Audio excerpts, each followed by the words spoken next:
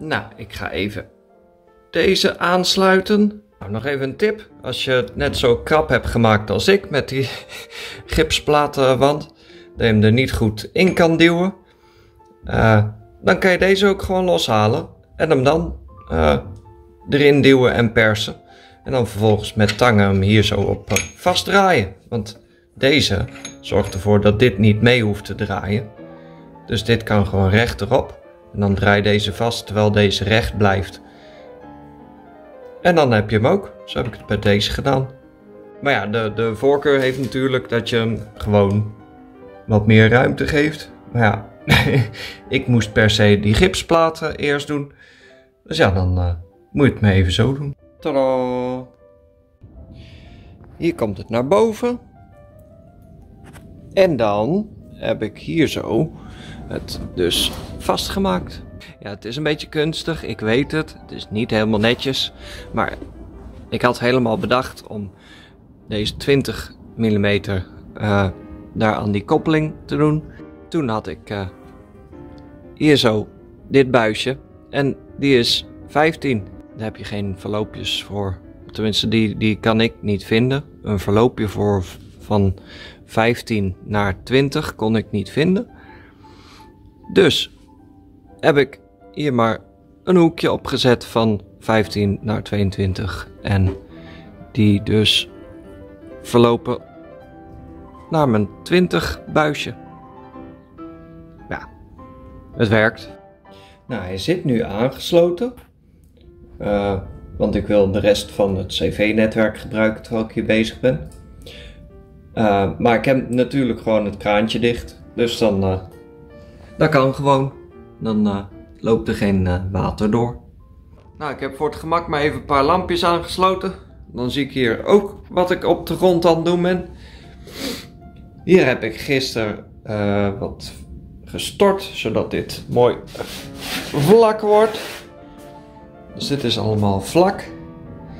Dus daar gaan we de isolatie op leggen. En dan vervolgens de vloerverwarming. Dat gaat gestaag. Die platen die ik gebruik, dat zijn 40 mm platen. Zijn gewoon piepschuim. Die heb ik gerecycled van ons plafond. Die kwamen uit de woonkamer van het plafond en daar hadden we ze niet meer nodig. Milieuvriendelijk, hè? Wij zijn milieuvriendelijk bezig met dit vloertje. De isolatie zit. Ik heb zelfs extra speciaal met aluminium tape de de randjes afgetaped. Dus nu ga ik verder met de randisolatie. Want rondom moet dit soort randisolatie. Want de vloer die gaat uitzetten en weer krimpen. Dus de vloer die er tussen de wandjes in komt, die moet wel een beetje ruimte houden. Nou is dat met dit spul heel makkelijk te doen. Maar je hebt hier zo'n tape, dubbelzijdig tape al erop zitten. En er zit een stukje plastic. Dat doe je dan mooi op de isolatie. En dan plak je het zo tegen de wand aan. En dan heb je de randisolatie. En dat is vrij belangrijk, zeg maar. Ik heb ook meteen de randjes even afgepeurd. Alle rotrandjes die nog een beetje aandacht nodig hadden, zeg maar. Daar heb ik ook wat gepeurd. En ja, bij deze, dit is een bijzonder verhaal. Maar ik weet nog steeds niet precies hoe ik ga uitkomen met de afvoer van het bad. Dus ik heb dit gewoon even zo gedaan. Hier hoeft toch geen vloerverwarming, daar ga ik een beetje omheen werken. En, het weghalen wanneer ik meer weet, zeg maar. Dus dan hoef ik niet de hele vloer eruit te slopen als het bad toch niet past, zeg maar. Want daar heb ik geen zin in. Ja, en hier zo bij de afvoer ook even wat extra ruimte gehouden. Maar je weet maar nooit. Maar ja, die weet ik wel vrij goed. Ja, en hier zo komt nog iets voor.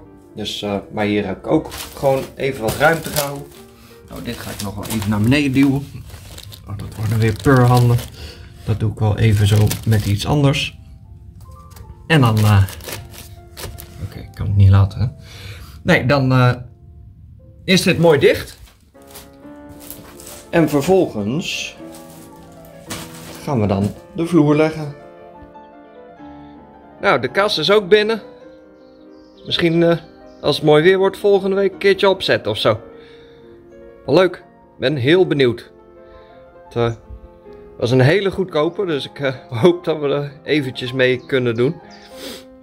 Maar ja, met de verbouwing hebben we niet zoveel geld over. Dus, maar ja, we willen wel een kas eigenlijk. Dus ja, dat is een beetje lastig. Ja, de nieuwe buis is binnen. Hij is netjes omgeruild. Vrij snel gedaan. Kon zelfs eerder, maar toen was ik er niet. Dus ik had gezegd van nou, doe maar maandag. En nou, ze waren er rond de middag, dus super netjes. Dus ja, we gaan weer verder. Hotsevlots. Nou, het mooie is wel dat al mijn peurschuim al hard is natuurlijk. Dus ja, geluk bij een ongeluk of zo. Ja, dan ga ik straks op dit betonstaal, of hoe heet dat? Nou, hoe noem je dat? Staal, bouwijzer, staal, draadstaal? Daarop knoop ik het dan vast. Dus dan begin ik hier zo in de hoek bij de verdeler.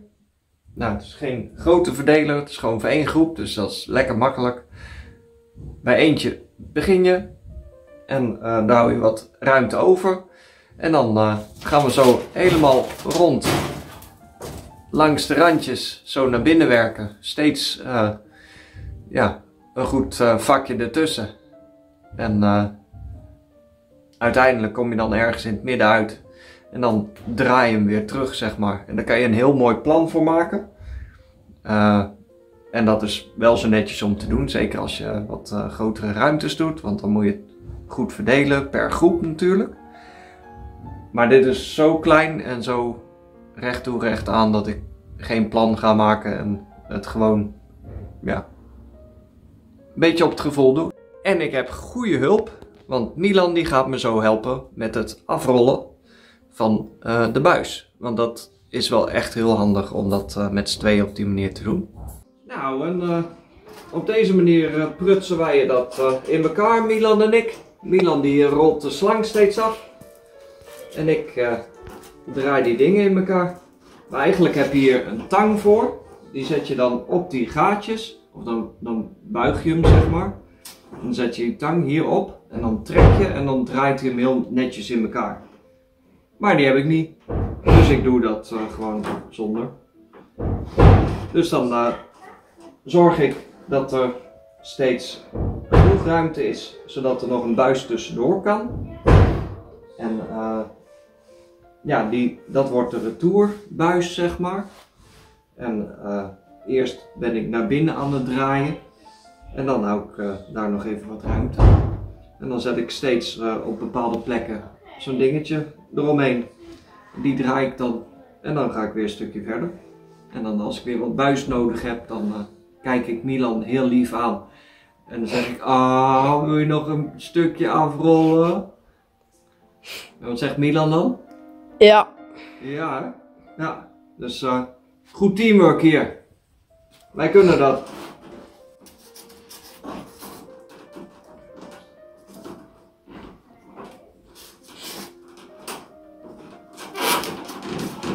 Nou, en dan ligt het.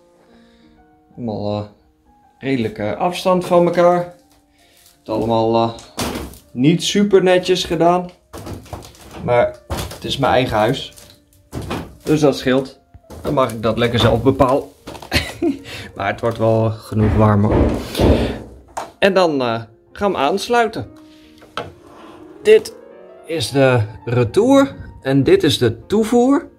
De retour, die staat altijd open natuurlijk. En de toevoer, die kan je dichtdraaien. Eventueel. Nou, wat ik zo ga doen, is ik maak hier op dit buisje maak ik zo'n mooi doppie. Dat doe ik dus eerst, dat ik ook even zo laten zien. Ik heb straks 2 handen nodig, maar het eerste stuk gaat zo wel. Doe je eerst die eroverheen, dan het knelringetje. Dan zet je het dopje erop. Ik heb hem natuurlijk wel even netjes ontbraamd. Nou, en dan zorg je dat dat knelringetje mooi naar boven zit. Dat hij goed aansluit. En dan zet je hem deze er tegenaan. En draai hem vast. Eerst hand vast en dan met tang. En wat ik dan als extra tip heb, is om hem dan eerst op de retour te doen, die altijd open staat natuurlijk. En dan te zorgen dat je hier zo druk op hebt van de CV. Dan vervolgens doe je heel voorzichtig, terwijl je het andere uiteinde natuurlijk in de gaten houdt, draai je hier zo het kraantje open. En dan zorg je dat de hele buis vol komt te zitten met vocht, of met water, CV-water. En draai hem natuurlijk heel snel dicht als die hier zo aan het eind is. Want dat scheelt jou heel veel ontluchten. En je weet gewoon dat er geen lekken zijn. Want dat kan je dan ook meteen mooi checken. Dus ja, win-win eigenlijk. Dus dat ga ik zo doen. Nou, ik ben hem vol aan het laten lopen. Oh, hier zie je het bubbels een beetje lopen. Ik ben hem heel langzaam aan het vol laten lopen. Kijk, hier komt hij nou. En zo langzaamaan vult hij dan helemaal. En dan gaat hij weer helemaal terug. En dan uiteindelijk dan kom ik hier zo bij het uiteinde. Komt hier water uit. En dan hou ik mijn duim er snel op en draai ik hem heel snel dicht. En dan hebben we de buis vol. En meteen ontlucht. 2 vliegen in 1 klap. Zo, daar zijn we weer. Gisteren heb ik dit prachtige kunstwerk gemaakt. Samen met Milan. En op een gegeven moment waren die dingetjes op. Dus ik heb gewoon met tie-ups verder gedaan. Ik dacht, ja, fuck it. Het zal wel kunnen. En de belangrijke stukken heb ik in ieder geval met die metalen dingetjes vastgedaan. Dan had ik er water in laten lopen natuurlijk. En nu ga ik even checken of er nergens lekkage is. Want ja, dat moeten we niet hebben. En nu kan je het mooi zien. Nu staat er druk op. En nu heeft eigenlijk de hele nacht de druk op gestaan. Dus ja, als het misgaat, dan merken we het nu, zeg maar. Het lijkt er dus op dat het goed is. Tijd om een vloertje te storten. Oh ja, nog even wat anders. Ik had gisteren ook even getest of die thermostaatknop werkt en zo. Nou, dat werkt allemaal hartstikke goed. Maar nu ga ik hem er weer van afdraaien. Want als ik het vloertje heb gestort, dan wil ik hem eigenlijk gewoon dicht hebben. Dan wil ik eigenlijk gewoon niet dat er per ongeluk warm CV-water in komt. Want we hebben dan een opstookprotocol te volgen. En hoe dat ook weer precies ging, dat moet ik weer even opzoeken. Maar het komt er eigenlijk op neer dat je gewoon heel langzaamaan de temperatuur steeds weer per week een beetje verhoogt. Totdat je op de 40 graden zit. Dus die draai ik even dicht. Iedereen moet maar doen zoals je het zelf goed acht.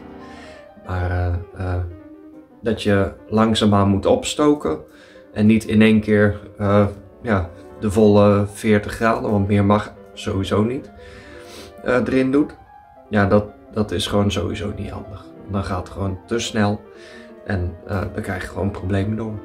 Ja, en omdat ik de buizen heb gevuld met water, gaan ze ook niet zomaar drijven. Want anders zou ik het dus allemaal vast moeten zetten. Maar ja, dat zou dus één groot drijvend geheel worden, zeg maar, anders. Als ik vloer stort. Dus dat is ook een voordeel van het vullen van de buizen voordat je het stort. Ja, die piepschuimplaten, daar komt het op. En ik heb het afgetaped en langs de rand. Dus allemaal dichtgemaakt, zeg maar. Zodat eigenlijk alles wat ik stort erop blijft. Dus dan gaat het ook niet drijven, want dan duwt dat het gewoon naar beneden. Dat is de theorie. En nou de praktijk nog. Oeps, volgordefoutje. Of denkfoutje eigenlijk. Ik had alle zakken in de gang bij de badkamer gedaan. Want ik had in mijn hoofd van, ik ga alles in kuipjes mengen. Want ik heb niks anders. Dus dan is dat mooi dichtbij. Nou kunnen ze alle 27 weer lekker naar buiten. Voor de betonmolen. Handig, hè? Ja. Als je alles van tevoren weet. Maar ja, gratis fitness. De betonmolen die mochten wij lenen van hele goede vrienden van ons, Sikko en Mirna. Daar waren we heel erg blij mee. Want dat betekende dat ik niet meer met de hand hoefde te mixen. En dat scheelt mij mijn armen en een aantal uur werk, denk ik. Dus ja, echt super. Moest nog wel even een beetje wennen aan hoe die werkt. Vooral het vullen ervan, dat ging de eerste keer een beetje mis.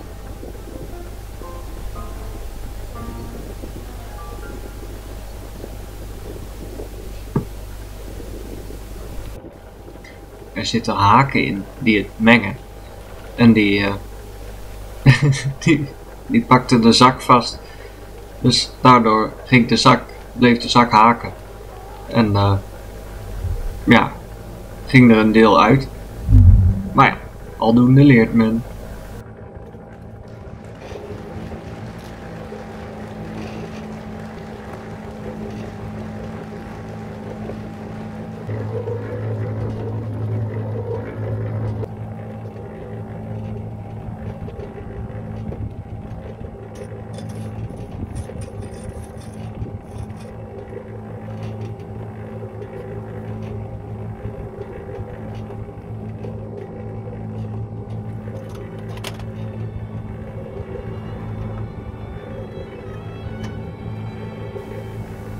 Nou even in de kruiwagen starten. Ik had er wel een mooi uitzicht bij, hè?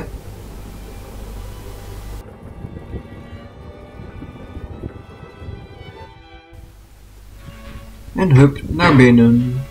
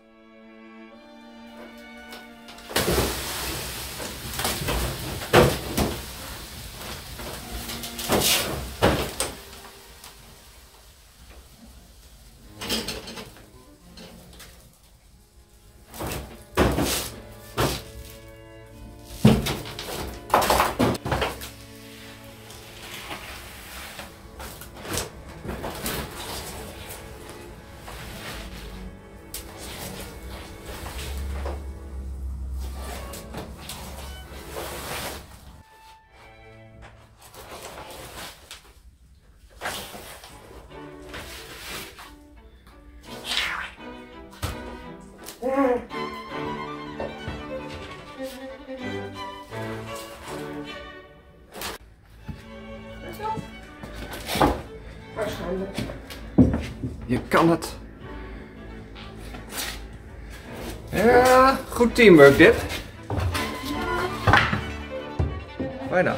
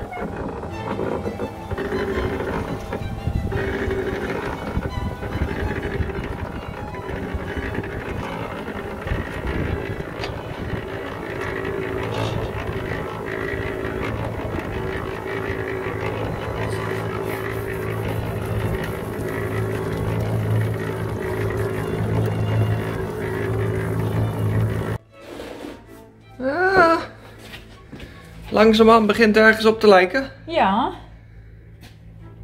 Goed bezig, afvlakker. Yes. Nou, ik heb hier de volgende lading alweer. Ja. Het gaat lekker zo. Ja. Tadaa!